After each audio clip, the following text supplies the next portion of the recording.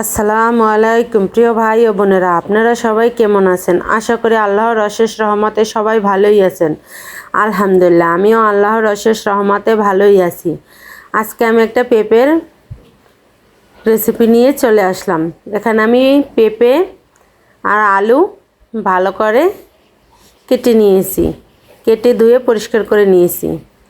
আলু পেঁপেটা আমি এক সাইজেরই কেটে নিয়েছি। আমি এখানে আলু দিয়েছি, আপনারা চাইলে আলুটা স্কিপ করতে পারেন। তারপরে চুলায় বসিয়ে দিলাম একটা পাতিল, দিয়ে দিলাম তেল। তেলটা গরম হয়ে যাওয়ার পরে এখানে আমি কুচানো পেঁয়াজ আর কাঁচামরিচ দিয়ে দিলাম, দিয়ে এখন একটু ভেজে নেব।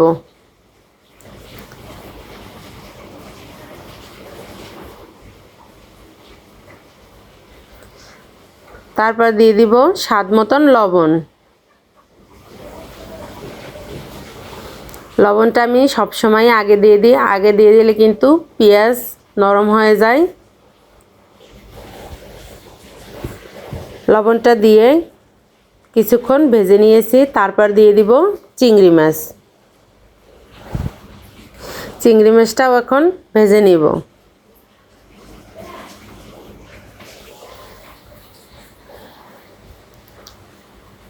যে সকল ভাই বোনরা আমার ভিডিওটি দেখা শুরু করে দিয়েছেন, প্লিজ একটা লাইক দিয়ে ভিডিওটি কন্টিনিউ করবেন।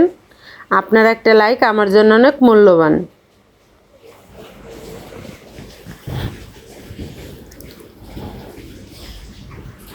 চিংড়ি মাছটা ভাজা হয়ে গিয়েছে। এখন আমি একটু পানি দিয়ে বাকি সব মশলা দিয়ে দিব। এখানে আমি দিয়ে দিলাম আদা রসুন,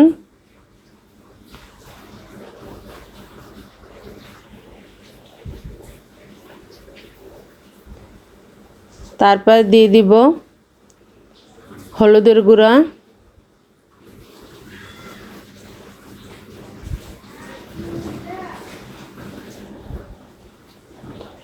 আর দিয়ে দিব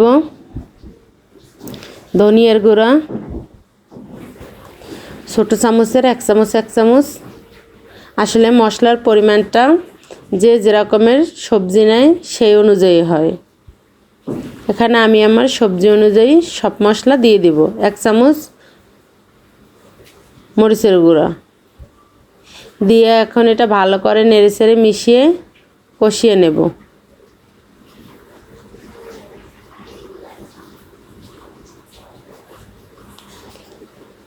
পেঁপে চিংড়ি মাছ দিয়ে রান্না করলে খেতে দারুণ মজা হয়।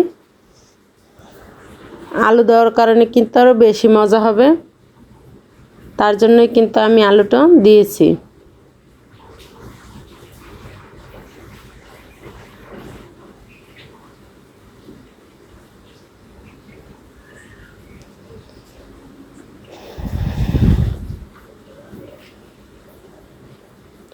মশলাটা আমার কষানো হয়ে গিয়েছে।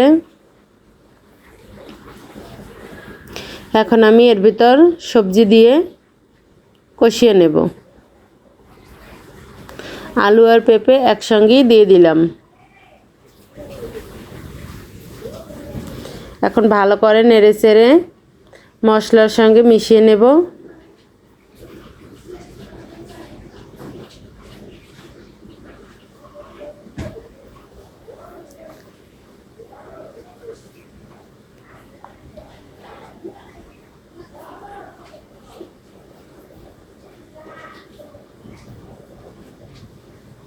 আমার নতুন পুরাতন সকল বন্ধুদেরকে জানাই অন্তরের অন্তঃস্থল থেকে অসংখ্য অসংখ্য ধন্যবাদ ও অনেক অনেক ভালোবাসা।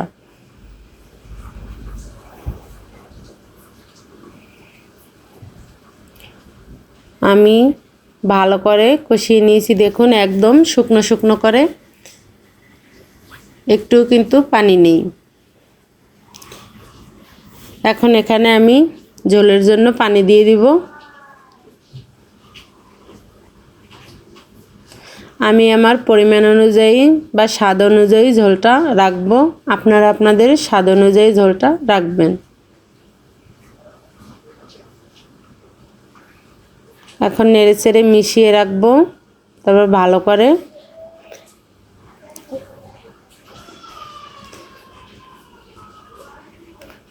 নেড়েচেড়ে মিশিয়ে দিয়েছি। এখন এটা আমি ঢাকনা দিয়ে রান্না করব যতক্ষণ না সিদ্ধ হবে। আমার রান্নাটা হয়ে গিয়েছে প্রায়, আর ঝোলটাও কিন্তু আমি যেরকমের রাখবো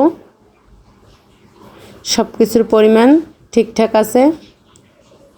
আমার ভিডিওটি যদি কোনো নতুন বন্ধুদের কাছে ভালো লেগে থাকে চাইলে আমার চ্যানেলটা সাবস্ক্রাইব করে পাশে থাকা অল বাটনটি বাজিয়ে রেখে দিতে পারেন।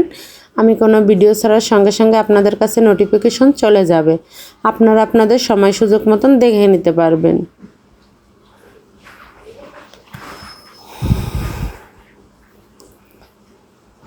দেখুন কথা বলতে বলতে আমার রান্নাটা কিন্তু হয়ে গিয়েছে। আমি একটা বাটিতে বেড়ে আপনাদেরকে দেখিয়ে দিচ্ছি। মাশাআল্লাহ কত সুন্দর কালার এসেছে, খেতেও কিন্তু দারুণ মজা ছিল। আবার দেখা হবে নতুন আর একটা ভিডিও নিয়ে। ততক্ষণ সবাই সুস্থ থাকুন। আল্লাহ হাফেজ।